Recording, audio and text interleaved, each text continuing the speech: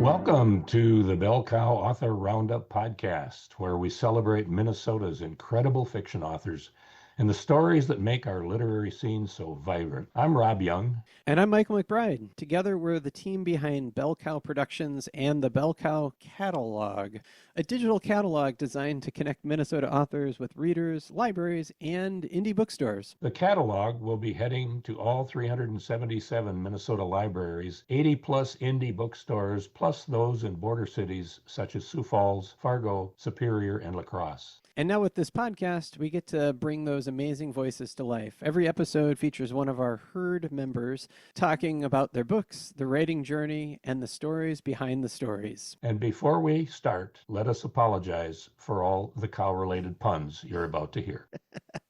All right, let's dig in. Welcome again to the Bell Cow Herd podcast. And today we are so honored to have Christine Husom as our guest author. Chris, welcome. Thank you. It's great to be here. Yeah, thanks so much for joining us. I haven't met Chris before, unless maybe we met maybe at a Minnesota Mystery Night or something once. But anyway, it's nice to meet you virtually, if nothing else. Yeah. Good to connect the face with the name. Thank you. So, well, Chris is someone who writes, straddles two genres, really. She writes police procedurals, and she also writes a cozy mystery series called the Snow Globe Shop series. But one of the things that strikes me when I read your books is your love for nicknames. I mean, we have Corky and Smoke. I mean, Yep. there's somewhere there's a tongue-in-cheek story behind that. Can you tell us where you come up with these? Well, it's kind of funny when I was developing my characters, and Sergeant Corinne Corky Alexson, her brother, was basically a baby when she was born, and he just couldn't really say Corinne, so he kind of called her Corky, and that stuck. And I was actually on a run, and I was trying to think, okay, who's my, my male main character, and somebody had written the word smoke on a car, and that was a dirty car, and they wrote smoke, and it's like, smoke, yeah, that's what Elton's nickname is gonna be. So yeah. You take inspiration from everywhere. Yeah, it's kind of weird. It's just like I was thinking, like, okay, I saw it. Thank you. Go ahead, Michael. I'm curious about Winnebago County. So I am not a native Minnesotan. So I was like, is there a Winnebago County? So I looked. There is a Winnebago City in northwestern Minnesota, apparently. And there's down south. And then there's Winnebago, Wisconsin County. But I wasn't sure how you came up with it, and kind of if you can tell us the backstory of that, that'd be wonderful. Oh, sure. So I used to work for the Wright County Sheriff, and so my Winnebagos are thinly disguised Wright County. People recognize a lot of the landmarks and that kind of thing. But the city of Buffalo used to be known as Winnebago Village for the Winnebago Indians that camped on the banks of Buffalo Lake. And the Winnebago Indians are the ones that named Buffalo Lake for the buffalo fish in it. And so that was back in the late 1800s. And when, at some point it became Village of Buffalo and then City of Buffalo. But I also had uncles that lived in Winnebago County, Iowa.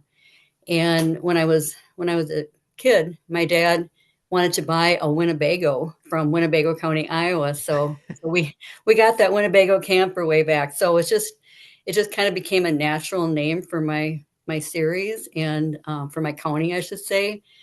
And I like the sound of it too. But there's other Winnebago counties besides Wisconsin and Iowa, and I can't name them right now, but I've looked it up. I think it's a clever marketing scheme. Because every time I go down the road now and I go past something that looks like a Winnebago travel home, I think Christine Husom. So I think it's really clever myself. Well, thank you. Thank you. Chris, why don't you tell us about your background? What where you grew up, how you came to be a writer, et cetera, et cetera.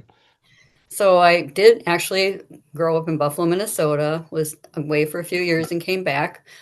And I've been writing, actually creating stories since before I could read or write. And I remember walking to my first grade classroom and seeing all the letters of the alphabet, uppercase and lowercase, above the blackboard. And I still remember 60 some years later how excited I felt because I was going to learn to read so I could write down my stories. So Oh, my reason, my wow. motivation for reading was really so I could write. And I wrote a lot of my, as a kid, a 6-year-old, all my, and you're not going to be able to read this because it can be backwards, but I started all my stories as once, WUNS. Now, Once upon a time. doesn't that make more sense than once, ONCE? I mean, shouldn't it be Absolutely. spelled once? so, I so love it. anyway, yeah. So I wrote a lot of Once Upon a Crime, or Once Upon a Time stories, and they became Once Upon a Crime later in life.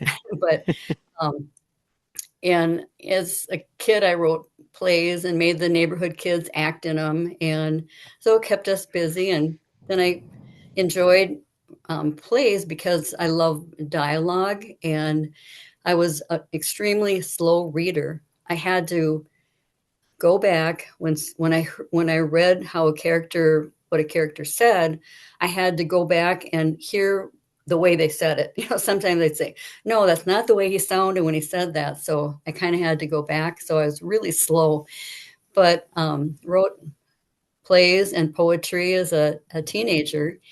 And when my kids were young, I read a lot of romance novels. I mean, it's like they were 190 pages or whatever they were.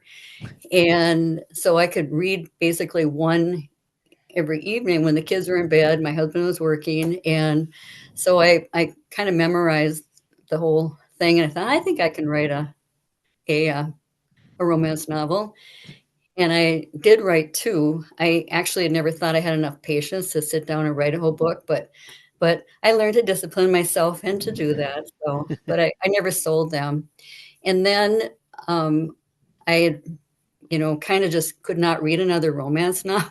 Back then, I just like completely burned out. I haven't been able to read one for decades, but I was always interested in criminal justice and the mysteries. So I was reading a lot of back then, started reading more Patricia Cornwell, Tammy Hoag, Sean Sanford, some of those back then, and hadn't planned to write a mystery until our family had this, tragedy. My dad had this bizarre death that wasn't well explained. And so I just obsessed like for a year, what if it wasn't an accident? What if someone did that to him? Who would be that person? What would be their motivation? My dad was a retired district judge. He was in the hospital for pneumonia. He was going to get out the next day. And we went to see him. And, he's looking forward to going home. So I got a call about midnight. Your dad died. He drowned in the hospital pool. It's like, what? What? Wow. What hospital? I've been sleeping for a couple hours. So it's like I was trying to think, where is there a pool in the hospital? And there isn't. But he had been given an Ambien. And this was back in 1997. And you didn't hear about Ambien back then, about people having weird reactions.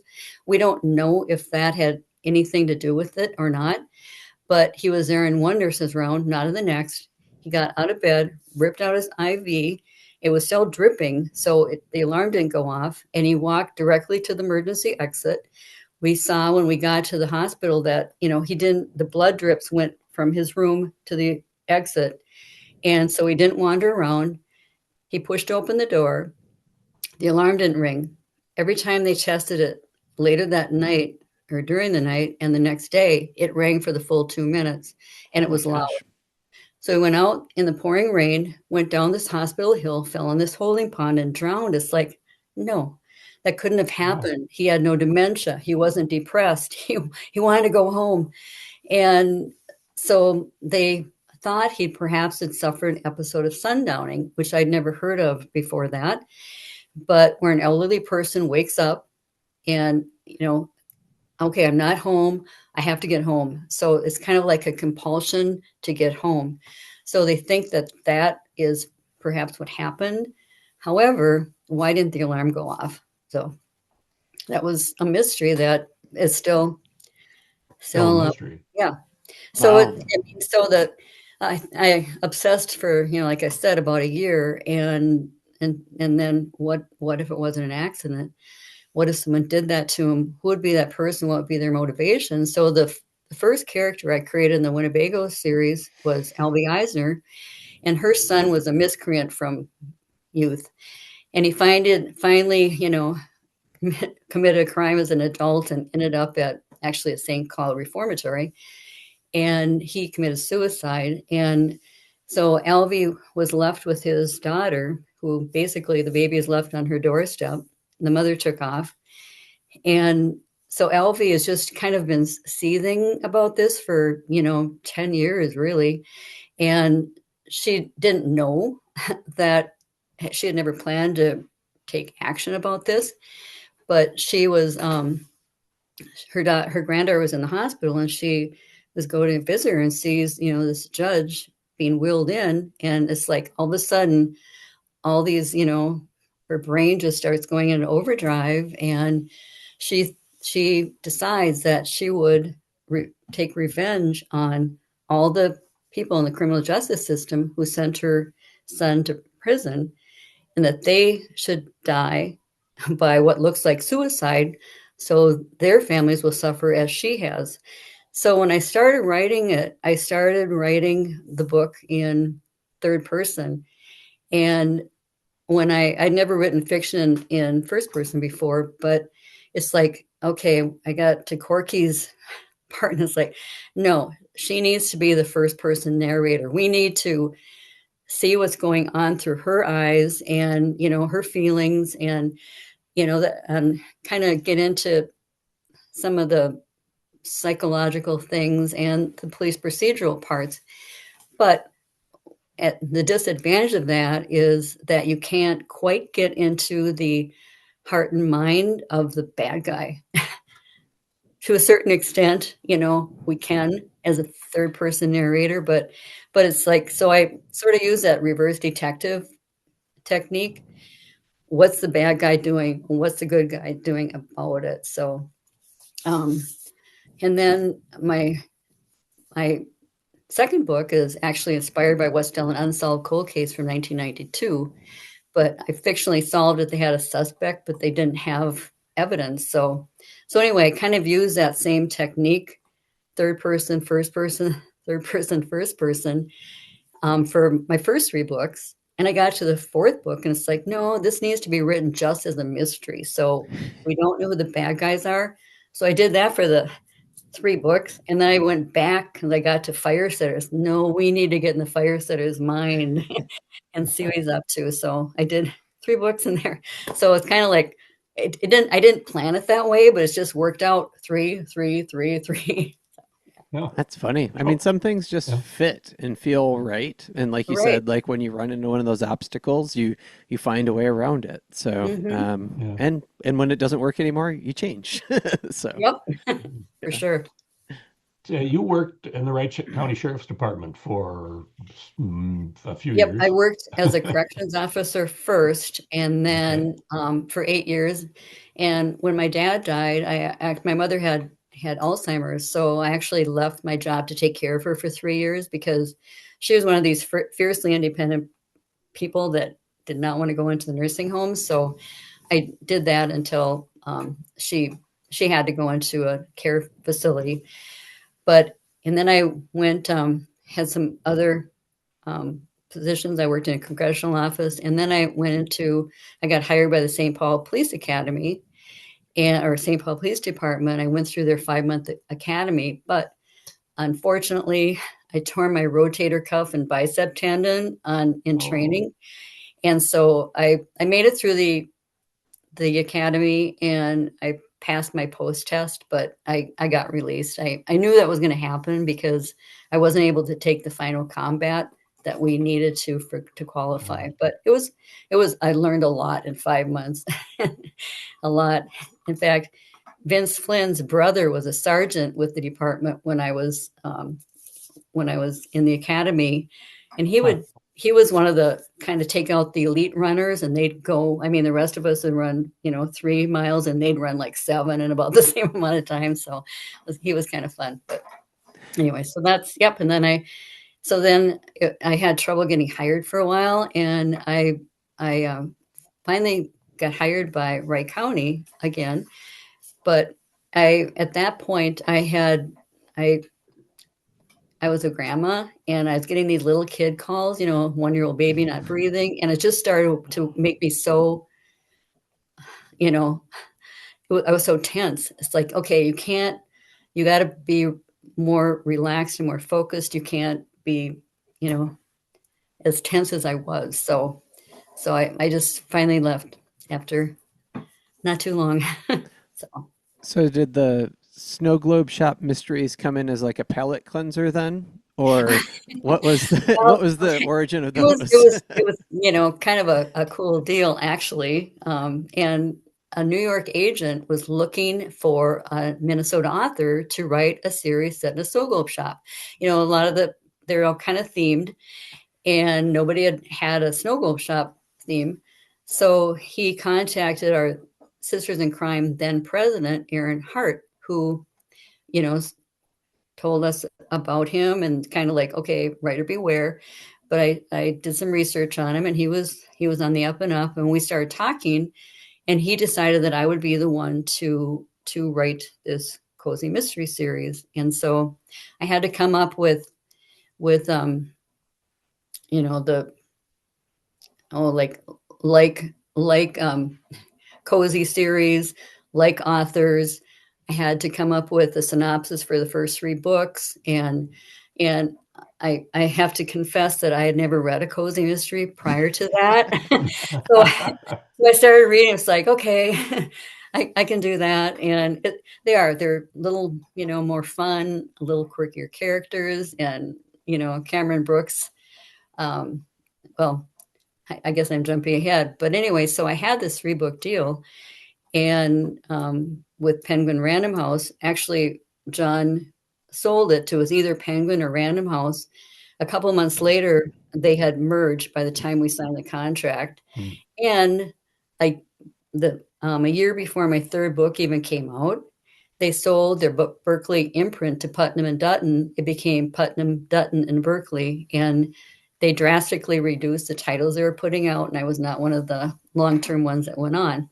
Oh, wow. So, but it was just wonderful experience working with the editors, and doing the style sheets and all these. It taught me a lot. So are you the last few books then do you have a publisher? Are you self-publishing or So, what? yep. So 10 years later, they weren't going to, I published my 4th book myself, and 10 years later, they weren't going to print any more of my first 3. So in 2024, I got my rights back. So I kind of appreciated that I could make them bigger, because they were the mass market paperback. And so I could make them a little bigger, a bigger print, and redesign the covers that I felt actually were a little more what the books were about. So, yeah. And you're working on your 5th now in the I've Snow Globe. I just finished my 5th, and it'll be out next month. Yep, Snow Place Like Home. So, and it was kind of fun. The last 2 times I put it out for my readers, can you think of a good title for this is what it's about? And so I've had the last 2 books, my readers have helped me pick out a title. So it's the one That's that great. did. Yeah. So Perfect. would you mind reading a little of something, either of the series? I don't know if you have one in mind that you'd like to share. Um, well, I could, since I just finished, since now I'm in the editing process for, for Snow Place Like Home. So it's like my eyes today, after 11 hours in front of the computer, are kind of hopefully they're not too bloodshot. I think they are, but anyway, You look terrific. You're not bloodshot. yeah. So anyway, yeah. So as we mentioned, the Winnebago County Mysteries and more cozy Snow Globe Shop Mysteries. They're also set in central Minnesota. And of course, we have breathtaking scenes where a lot of scenes for snow globes abound. The fifth one, Snow Place Like Home, is set in the month of February. And so for this short read, I invite you to Brooks Landing, Minnesota. Cameron Brooks was a director of legislative affairs for Washington, D.C., and she got caught up in a scandal, returns to her hometown, and her parents have a curio fine shop that specializes in snow globes from around the world. And things are quiet for a few months, and then, as they do, she starts stumbling over bodies. So one of her, I know, it's like, I love I it. never move to Cabas Cove, right? Because you might not make it out there alive. So one of her friends, Alice Pinky Nelson, she's fun. She's dramatic and gossipy, and she runs a coffee shop, Brouhaha, in the building adjoining theirs. And other childhood friends are Aaron Vinkerman and police officer Mark Weston, and also Clinton Lounsbury, the assistant police chief, who got promoted in the fourth book. So anyway, this is a little bit from the first couple of pages. First few pages. I yawned on my way to the living room, stretched out on the couch, pulled a comforter over my body, and opened a book I'd been reading. I was involved in the novel's complex plot when my cell phone buzzed. I reached over and plucked it from the coffee table. My best friend, Alice Pinky Nelson's name appeared on the screen. I smiled and pushed the accept button. Hey, Pink. She cut me off. Cammy, you need to come out here now. She spoke with hushed intensity. Was she hurt? In trouble? My heart sank as I dropped the book, threw back the comforter, and jumped off the couch. Come out where? Where are you, Pinky? Kitchen. Window. Yours. Look out. It took me a second to process her words, comprehend what she meant. She was in my backyard? Had she tripped and fallen? I crossed the 10 feet in a flash, slipped my feet into boots by the back entry, cast all apprehension aside, and pushed the door open. The early evening sky was cloaked in darkness, and with the help of an alley's lamp, I spotted a vehicle I didn't recognize parked by my garage. What in the world? Pinky's car sat next to it. The outside motion detection light hadn't turned on, so I flipped the switch and saw Pinky sitting in her car. When I went down the steps and moved toward her, she jumped out from her driver's seat and pointed at the other vehicle. I think he might be dead. My heart sank even lower as I glanced at a bulky form in the other vehicle's passenger seat. I was unable to move, frozen to my spot on the snow-covered lawn. Pinky closed the gap between us and threw her arms around me. We turned our heads in sync toward the vehicle, occupied by an unknown, dead or alive person. Thoughts ricocheted around in my mind. What came out my mouth was, "What brought you here tonight, Pink?" Cammy, why would you ask me a question like that when we've got some kind of crisis on our hands here? Because I need to know if this is a dream or if it's for real. Oh, I picked up some groceries and had your dish I wanted to return. You know, from when you sent that chicken and rice casserole home with me. I nodded and continued. You got here? Then what? When I pulled in, I saw that car I didn't recognize and wondered who was here and why. For a minute, I thought maybe it belonged to someone in your family. I looked closer and noticed somebody inside. It startled me, scared me. Why would some random person be parked in your driveway? There was enough light from the alley lamp so I could see it was a man. His head was tilted back and his mouth gaped open. I lifted my hand toward the vehicle in question. What makes you think he might be dead and not sleeping? Not to mention, why is he here in the first place? Maybe he's not dead. If he's passed out, we need to wake him up or he's going to freeze to death. We have to find out, Pinky said. Like the temperature that night, temperatures had hovered above and below the freezing point all week. I shivered at the thought. Pinky squeezed me. Cammy, you should go get a coat on, and then we'll check. No, we need to call the police to take care of that. I'd set my phone on the kitchen counter. I'll go in and call Clint, the Brooks Landing police chief, and the man I'd started dating a few months before. Pinky grabbed my arm. You're not leaving me out here alone with him. I pulled her along with me into the house. She pressed her face against the back door's window and kept watch from a safe distance while I picked up my phone. My fingers trembled, and the seconds passed as I struggled to find Clint's number. Finally, It took 3 long rings before he picked up. Cameron, Clint, can you come to my house like right now? We think there's a dead guy in my backyard. He let out a loud huff. What incarnation are you talking about, and who's we? Pinky, she found him. Not on purpose, Pinky protested, her eyes still fixed on the mystery car. Nice. I love it. Yeah. Sorry, I kind of got tongue tied there for a minute. No But worries. I like the whimsical layer over the top of it. I mean, this is supposed to, if you threw this into a slightly different genre, this would all be dark and creepy. Yeah. So, Definitely. Yeah. They're. I say my cozies are cozy, but not too cozy. They're a little, yeah. Yeah. So I'm curious, you're doing editing on this right now. Is there another thing that you're also working on? Like sometimes I know it's nice to like balance the like, I don't know, analytical piece of your brain with the creative part. I don't know if you do that or if you're like, nope, this is it for right now. Well, I kind of have different ways of doing it, but it's. I started this. I thought this book could be done in June, and I became the Buffalo Rotary president in July 1st. And it's just been, there's been a lot of things going on, a lot of, lots of activities and family and things. And so I got behind where I wanted to be. I'd hoped to have this out by October. And it's like, okay, here we're looking at Christmas. But because of that, it's easier for me. I kind of tend to do some editing as I go along. Like I'll read what I wrote before Sure. and look, does it fit or whatever. And so I kind of have a tendency to do that.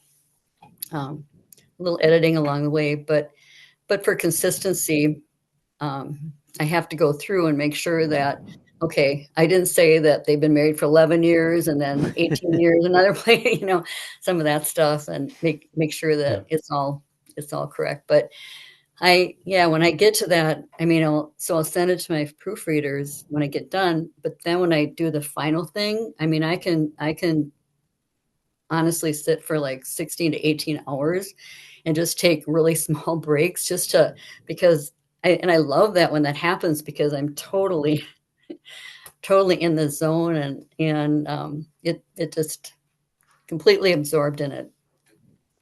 do you have trouble? Maybe trouble is not the right word. Is it a challenge to move your mind from one genre to the other as you sort of write books and kind of alternate or intersperse one from the one series and then one from the next series? Yes, I haven't actually written. I haven't, like some people kind of can write 2 different ones at once, and I don't do that. I just have the one. But no, because it's like you're different size of your family.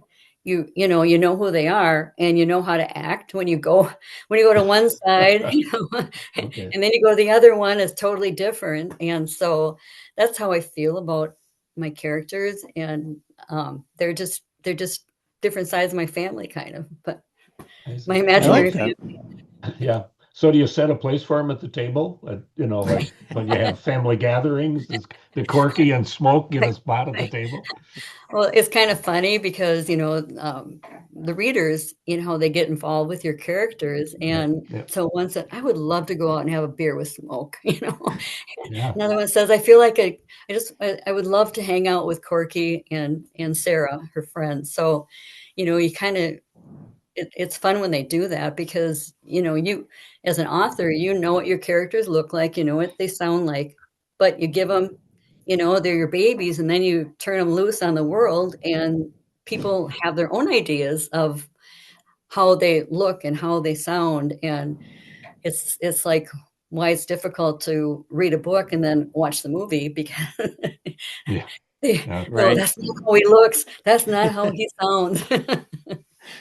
So I'm So curious in terms of process, especially since you have two, I was wondering, is the process the same for both of those, or do you plan one and pants the other, or what camp do you fall into, and how do you do those?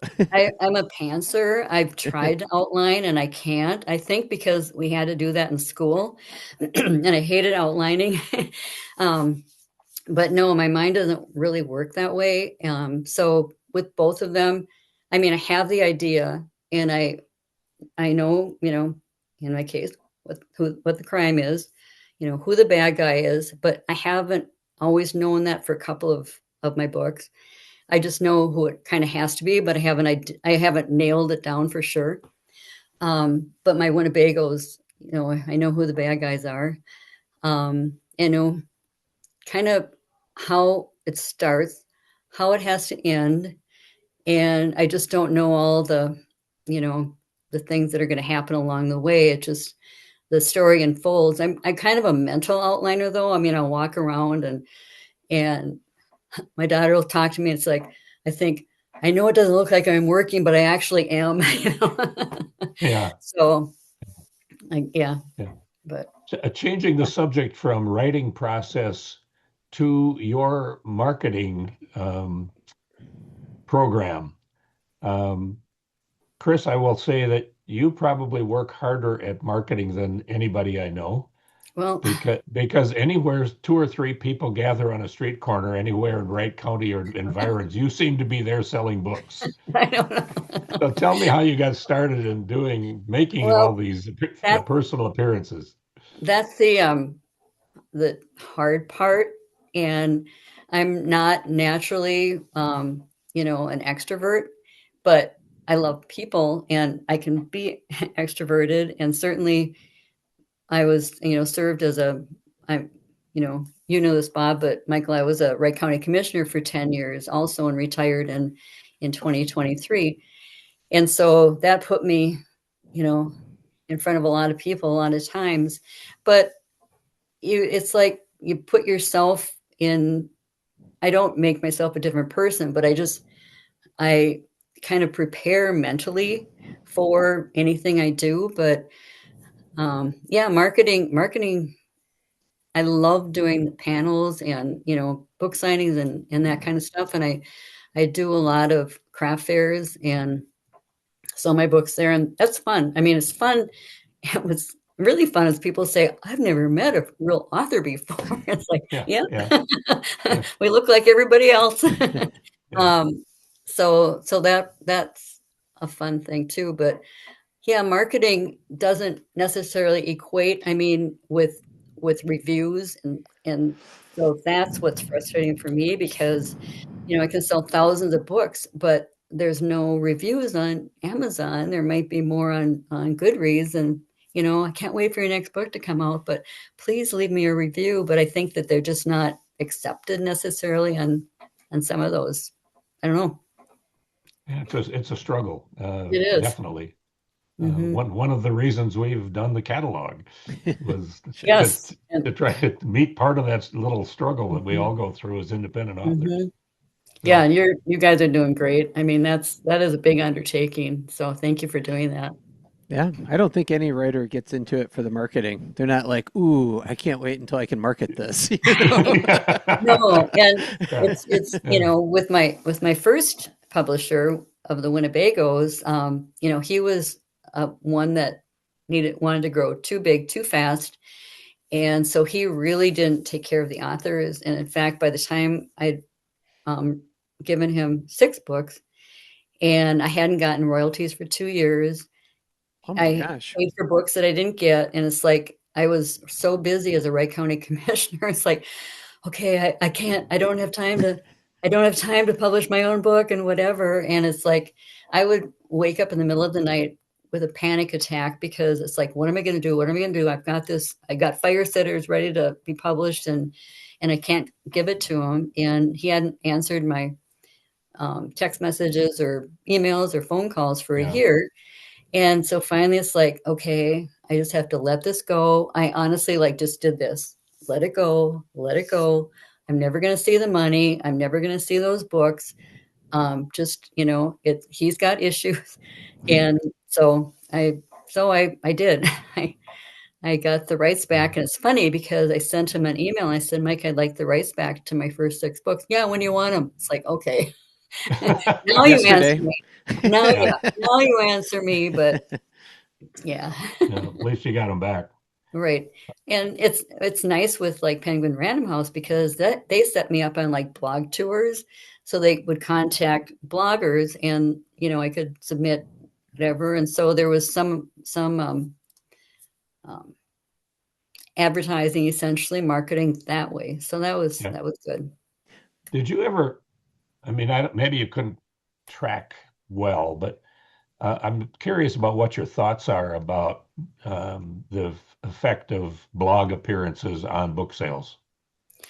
That is a good question. I don't know. I mean, I actually my Snow Way Out, when that came out, that's what actually made me a national bestseller, best-selling author because of the number of books that I sold, in a limited amount of time or whatever it was.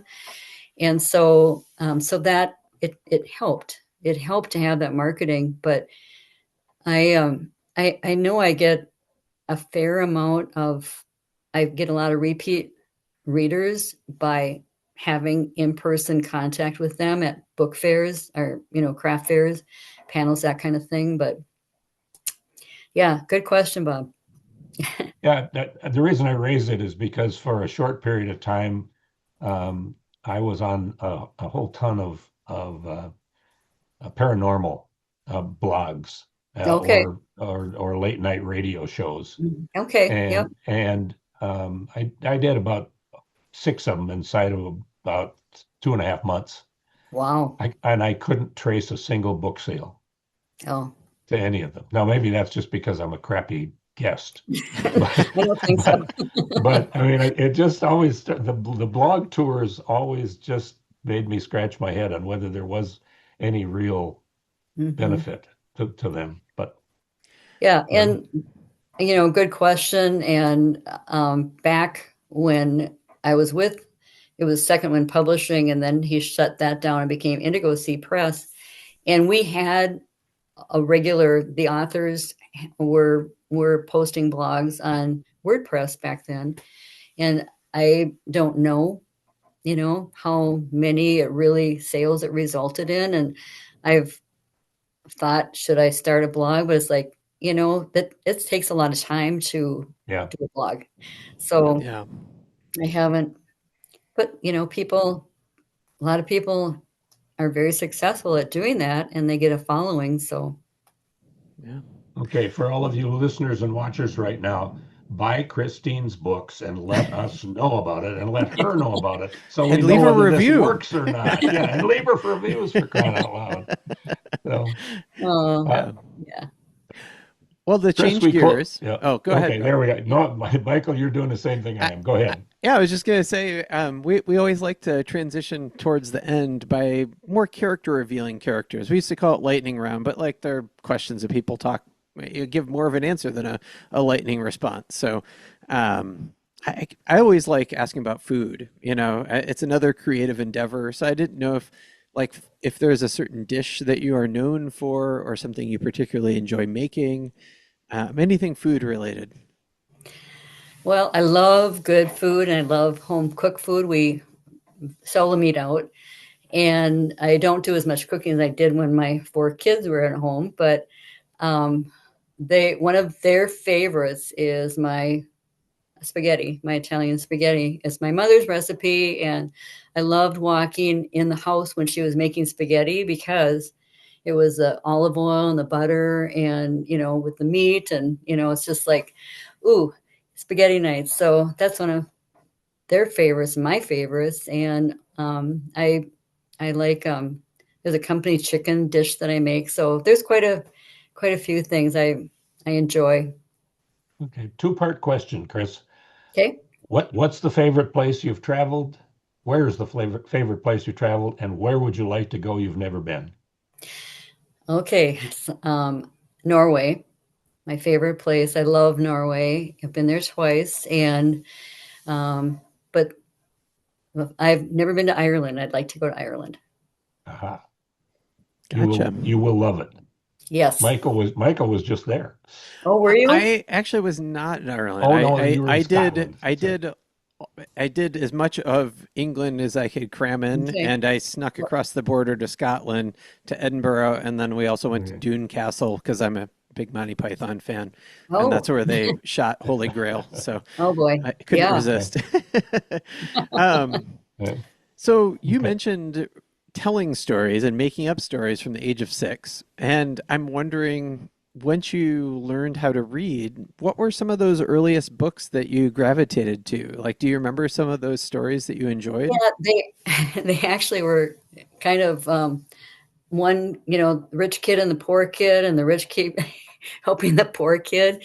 So it's just a lot of you know, things I think that as a child, you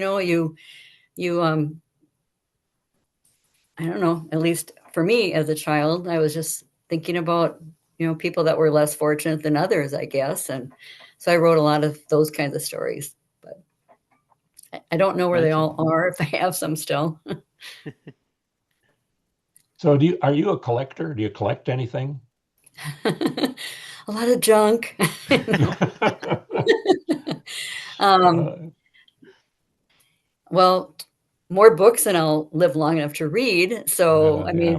mean, I'm doing my best I can, but Um, yeah, over the years, I have, I love antiques. And so some of those kinds of things. But when we moved 5 years ago, we had to downsize a bit. So I got rid of, rid of my stuff. But if I have a year, then I could maybe get really downsized so my kids won't panic when I die. So I don't have to ask you how big your snow globe collection is. Actually, it's not real big. I gave away, I've given away some of those things. So I just asked that because I was on the Cozy Mystery Party takeover on Facebook. And so that was a question that people asked me. And I have just 5 snow globes right now, but one is an antique, and it's like North Shore. I don't know, Oh, it's wow. decades and decades old. So it's kind of cloudy now, but yeah, one's a musical box, and so yeah, there. I So love so love snow globes. for years and years and years, was the snow globe the automatic Christmas gift that you got from anybody who didn't know you very well? I probably gave some to my children more than I don't exactly remember getting Uh, them, but I remember them being in our house at home. So yeah, somebody gave them something. uh, Maybe I brought them for my mother. I don't remember anymore. It's Very funny. good. So you mentioned Tammy Hoag and John Sanford earlier. I'm curious, who are some of the writers that you return to again and again, or when they put out a new book, you make sure to grab it? With my time schedule, I just am more concentrating on, my author friends like Bob and Julie Holmes. I mean, Chris Norbury, Brian Luderman.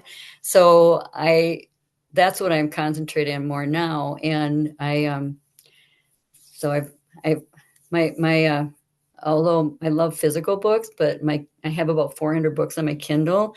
So at least I feel I can support authors by buying some books and Yeah. eventually hope to read them. But yeah.